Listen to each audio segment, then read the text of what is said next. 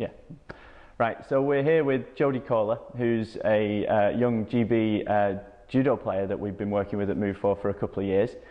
Jodie has obviously been performing at the highest level all the way through her life, but in 2016 had a pretty big injury. She ruptured her ACL and had to take a couple of years out of the sport. Since then, she's come back and fought her way back into the national squads, and is back competing for GB, and she's got a big tournament in a couple of weeks in the Commonwealth Championships. The reason we're here with Jodie today is just to, well, essentially we're going to set a GoFundMe page up for Jodie, because despite the fact that she competes at the top level, she doesn't get any funding from UK sport. So for every tournament that she goes to at the moment, she's having to fund herself whilst holding a job and studying at university. So I just thought we'd have a quick chat with Jodie and try and explain a bit more about how she goes about things and why some funding is hugely important to her and helping her achieve her dreams and getting to staying at the top level that she's done for a while. So, hi Jodie, you all right? Yes. Good. It's a bit awkward this, isn't it? But yeah, so you've got a big tournament in a couple of weeks. Yes, yeah. World Championships. So what's led up to that point? What have you had to do over the sort of year or two leading into this to get selected for this tournament? So you have to be the top 6 English ranked in the country. Right. So I've done that by going to all the different area ranking competitions in the country, the British Championships at the start of the year, and you also get points from international tournaments as well. So I've managed to get into that selection. I think I was 3rd on the ranking list for that. So brilliant. Yeah. That's awesome. And how, obviously I've alluded to it there, so all of these tournaments that you go to, yes, you don't get any funding from the UK sport? For myself to go, and then my coach comes along with me and he pays for himself to go. Your coach pays along yes. to, wow, that's yeah. commitment, isn't it? Yeah. So, cool, okay.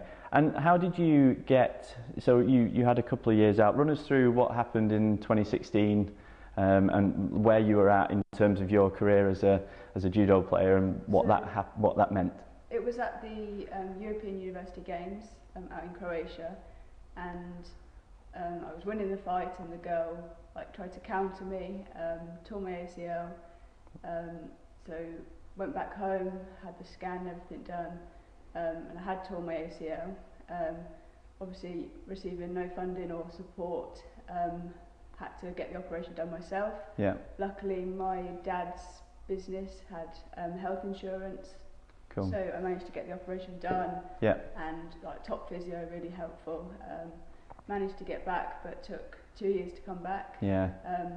And when I had the accident, it was my last year of juniors, so it was right before the Junior European Championships, so I actually missed that tournament. And then after that competition, it would have been straight into seniors, so I also missed the transition into senior judo, so I'm now kind of doing that transition now, trying to play catch up doing that now. That's amazing. And so you've had to, during that time, obviously you had some input from physios and a surgeon to sort the ACL out, but with no funding and no support other than that, you kind of just had to, I don't know, just keep going and driving yourself whilst you're at university with some input from them from a strength and conditioning point of view, but you've had to just fight your way back into contention at the top level again. And what would, if we were able to get some funding from people who are watching this video, how would that impact your ability to, to really achieve your dreams and medal at some of these top events? Yeah, so massively. So all the competitions that I go to, I have to fund myself. All of the international competitions you have to go to get on the ranking list, so the world ranking list, the European ranking list, and all those competitions. Even from winning one fight, you get a certain amount of points. Up to getting gold, you obviously get more points. Yeah. So you need to show your face. You need to be at these events and compete on a regular basis to get enough points to. Right. Okay. So yeah, we're trying to help Jodie with a little bit of treatment whenever she needs it and a little bit of injury prevention stuff, but. Essentially what Jodie needs to really continue to get to that top level is some funding to be able to be there and fight. So anyone who's listening to this video, we'll put a link on. We're going to start a GoFundMe page, so there'll be a link attached to this post that you can click on, have a read a bit more about the story of what Jodie's been through and where she wants to get to. Because what's the end game, Jodie?